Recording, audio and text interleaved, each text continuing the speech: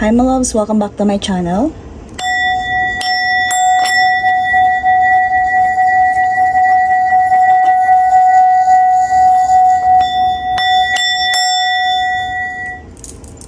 In today's video, we will going to channel some random messages from our spirit guides. Okay. So, bago tayo mag-start, I would like to invite you to follow our other social media platforms like IG account.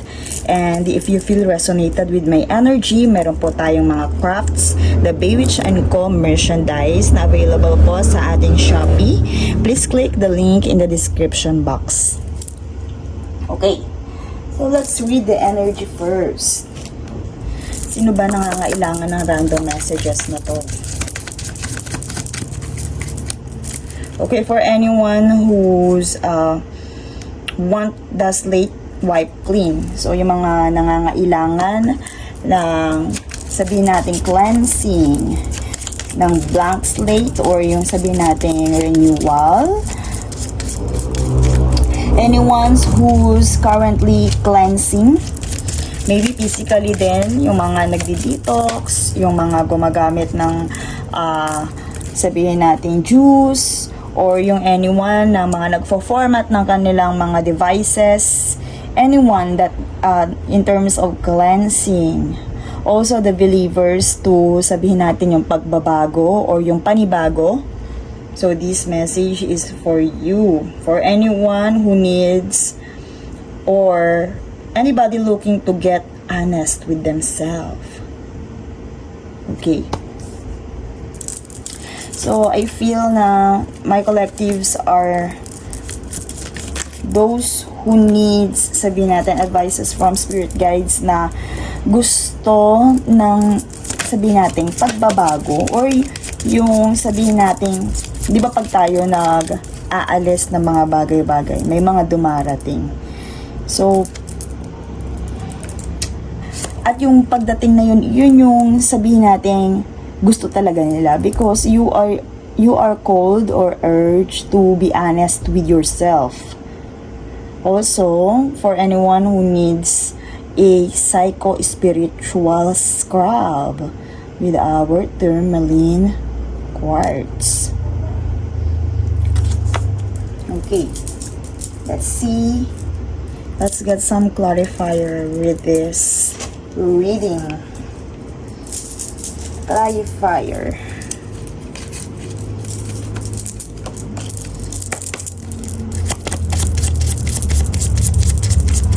So, my loves, for any one of you, most of you want to clear a path. Gustong, or you are called to declog and to get real with your truth. So, maaaring yung declogging na to is about dun sa sabihin natin mga bagay na hindi na akma or applicable sa'yo. And you are called, your higher self calls you to get real with your truth. Okay? They want you to be honest with yourself. They want to restore your perfect light. So, some of you, sabihin natin, siguro na nabuhay or kumbaga, nagsasawa na sa pamumuhay na meron sila na kumbaga hindi yung mga labag sa kalooban nila or hindi akma or hindi nila na-enjoy. So, gusto na nilang magkaroon ng transformation, i-cleanse yung mga bagay na unserviceable and yung mga obsolete sa kanilang buhay. And most of that is yung hindi na applicable sa kanila.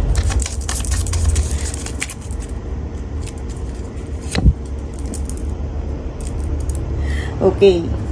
So, merong intense energy dito when it comes to self, totoo, authority, boundaries. Yes.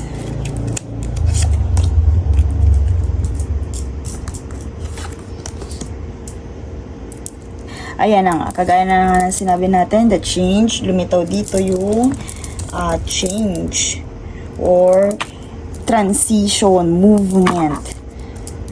Okay. So, andito din yung ating power. And, I also feel, gusto mo nga ng, dito, transformation.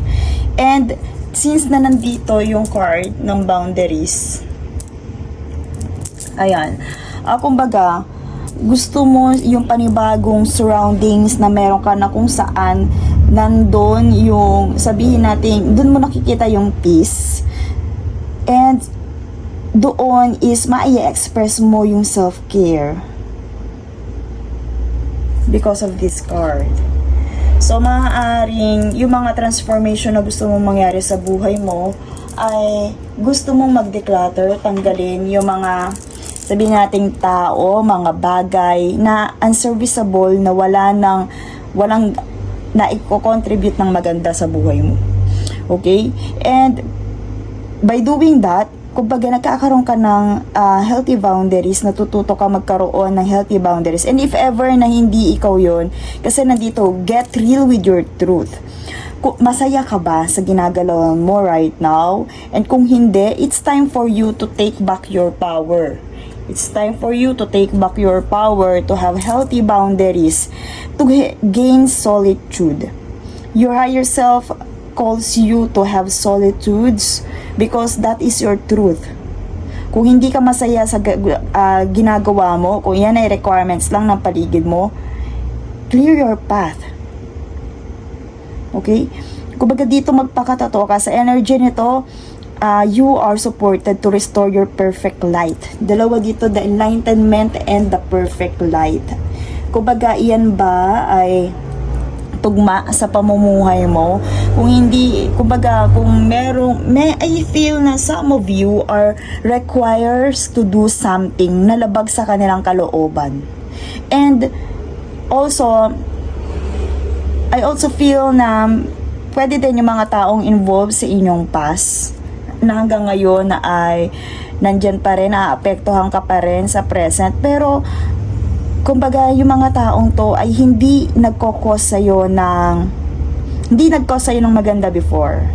And parang kumbaga ginagawa mo lang, sabihin natin, in terms of pakisama, pero hindi ka na masaya with them. I also feel na, yes, transition and movement are coming your way. If ever, napakaganda ng combination because nandyan ang cleansing sa energy and nandito ang change. So, diba, dito sa reading na to, akmang-akma yung pag may natatanggal, may pumapalit. Or pag may umaalis, may dumarating. And also, I also feel and I also heard that spirits wants to give you caution because of the fox energy. Maaaring may mga snaky sa paligid mo. And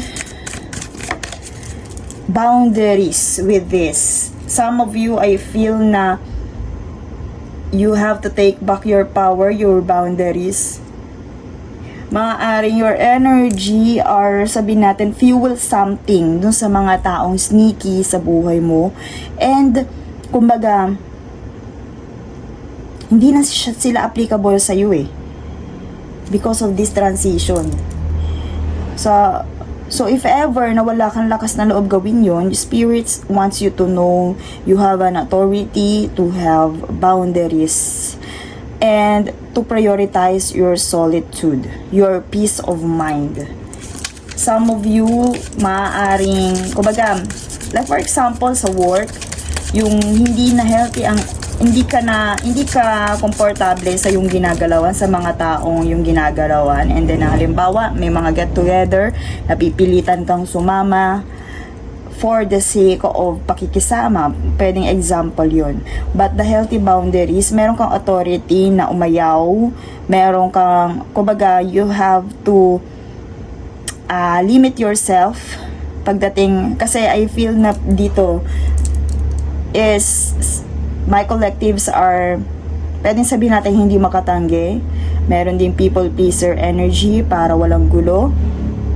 But dito kasi, you have to change that. Nandun din yung clear your path for enlightenment. Kung hindi sila nagko-contribute ng enlightenment sa'yo, isa sila sa mga mawawash out or mababanish. Yes, spirits wants you to know that you are protected from this sneaky energy. And eto din, kung hindi sila nagko-contribute sa iyong enlightenment and perfect light, own your power, and yes, tama yung gagawin mong decision to banish them. Not to the point na talagang totally banish, but to have a healthy boundaries. Cunning.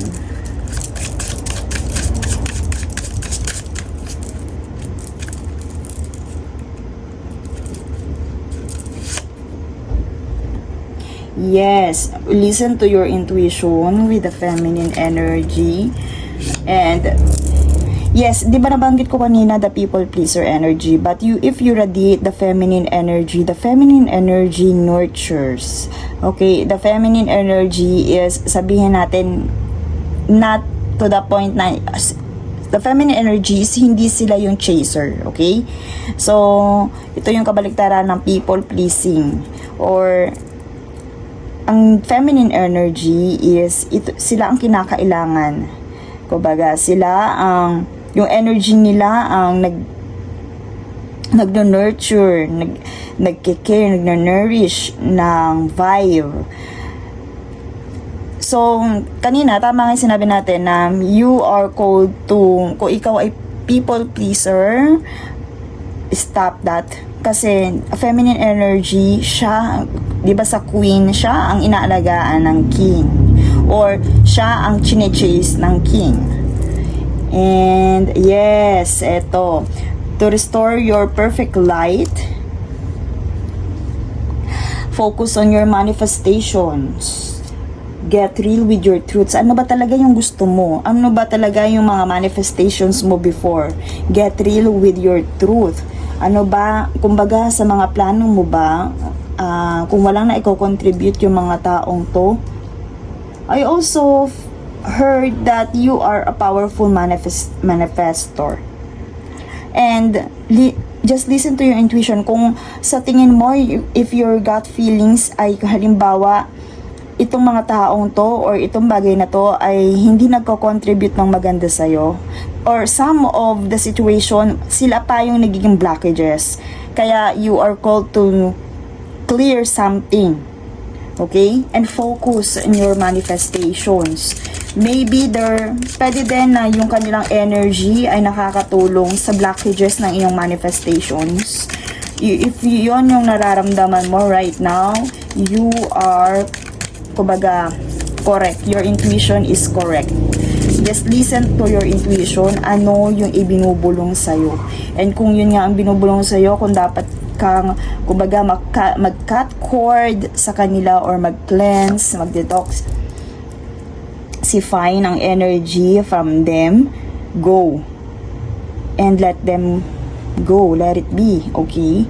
Ito, dedication. Okay. Yes. Nandito, restore. I feel some of my collectives are into spirituality before. So, restore your perfect light by connecting again with your spirit guides. Okay, I also heard na my collectives are also, spirits are called to cleanse their altar. Kung meron kayong altar space, it's time for you to cleanse that. And to cleanse the energy of the room. Kasi maaaring may nakadikit din sa'yo ng mga energy na nakakagulo or sabihin natin nagdudulot sa'yo ng blockages. Restore your perfect light by connecting again with your spirit guides, spiritual team, and also your ancestors and angels. And if wala ka pang altar, I also heard na it's time for you to have one. And alamin mo kung ano yung ilalaman mo, mga elements doon sa yung altar space. Mini altar is enough as long as, kumbaga, may nagsisimbolize ng sacred space sa yung home. napakalakas dito ng energy ng spirituality because of the feminine energy and manifestations. So, you are a powerful manifester. Know your truth. Ano ba yung gusto mong I also feel na my collectives are meron kang gustong i-embodied na something, pero dun sa mundong ginagalawan mo right now, it's usually a mundane thing na parang sa tingin mo hindi applicable. Kaya kumbaga nakikisabay ka sa agos. And reclaim your energy. Spirits wants you to reclaim your energy from wherever it is been and whomever. Ayan. Kaya, kumbaga, you are called to cleanse. Maaaring na-drain ka rin for something and someone, and it's time for you to reclaim your energy.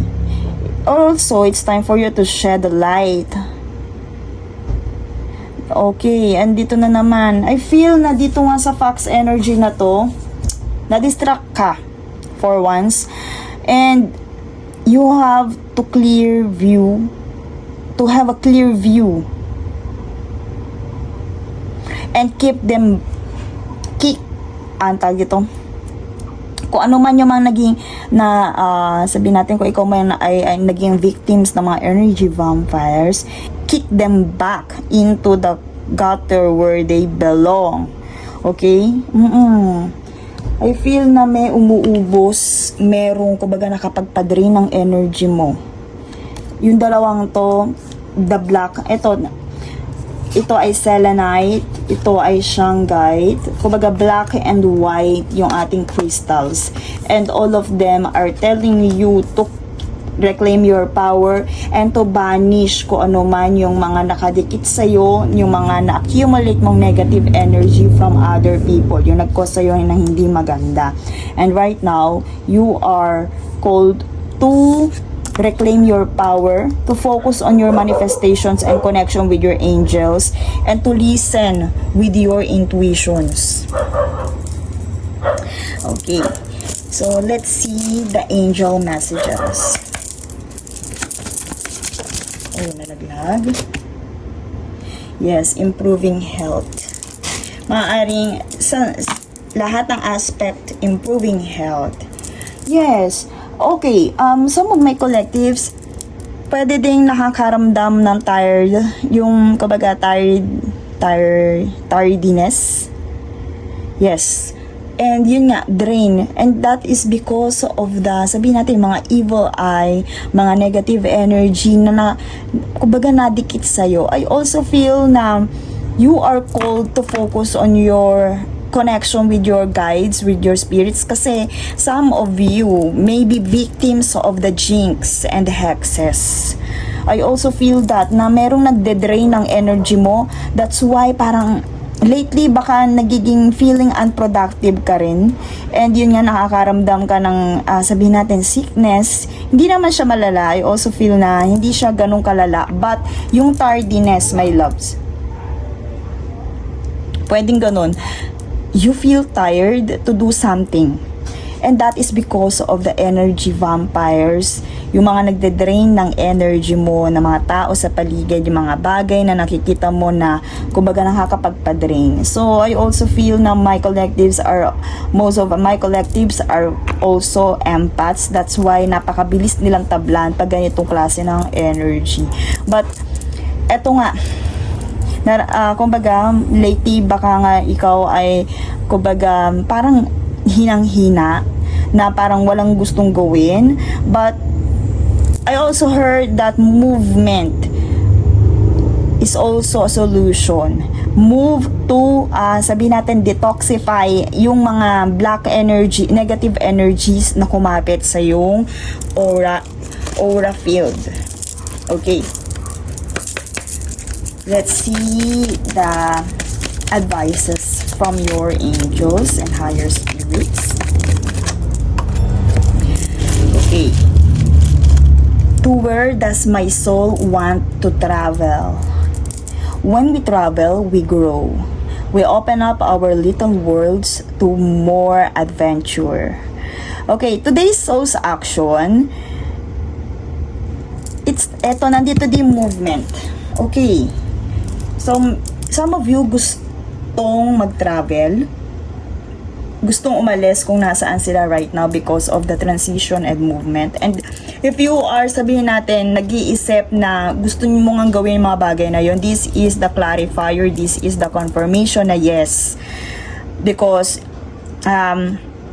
your soul wants to pick a location on your desired list and choose a date when you will get there.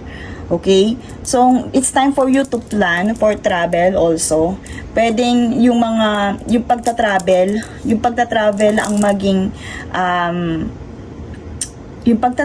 ang maging solution or medicine from these experiences. Yung pagta-travel ang maging mag-charge sa'yo para ma-restore ulit yung iyong energy.